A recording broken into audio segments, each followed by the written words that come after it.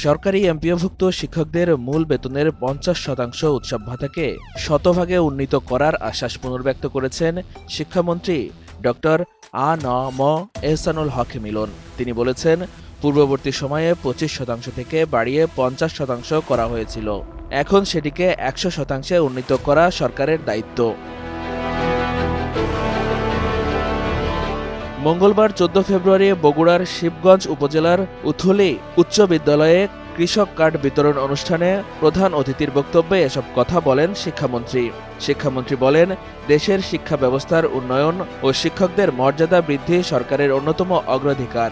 অতীতে বিভিন্ন সরকার শিক্ষকদের জন্য নানা উদ্যোগ গ্রহণ করলেও তা পূর্ণাঙ্গভাবে বাস্তবায়িত হয়নি। বর্তমান সরকার সেই ধারাবাহিকতায় উৎসব ভাতা আরও বৃদ্ধির পরিকল্পনা নিয়েছে। আরএফএল এসডব্লিউআর পাইপি মাপে যা বলে তাই দেয়। RFL SWR pipe and fittings. Doctor ANM Ehsanul Haque Milon আরও বলেন, শিক্ষা খাতে বিদ্যমান সমস্যাগুলো পর্যায়ক্রমে সমাধান করা হবে। শিক্ষার্থীদের মানবিক ও শিক্ষিত নাগরিক হিসেবে গড়ে তুলতে হলে শিক্ষকদের আর্থিক ও পেশাগত নিরাপত্তা নিশ্চিত করা জরুরি। শিক্ষামন্ত্রী দেশের কৃষি উন্নয়ন ও অতীতের বিভিন্ন উন্নয়নের উদ্যোগের কথাও তুলে ধরেন।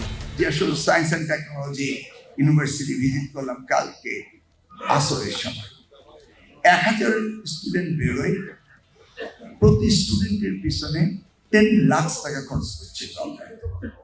It is my calculation. Per student 10 lakh টাকা দিচ্ছে গভর্নমেন্ট। পৃথিবীর কোন দেশ আছে কিন্তু?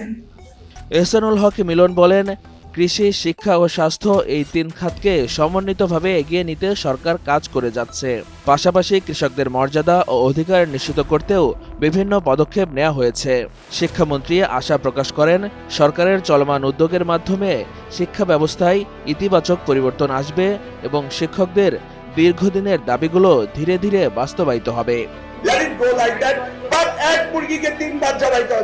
আরএফএল এসডব্লিউআর পাইপি মাপে যা বলে তাই দেয়। RFL SWR pipe and fittings.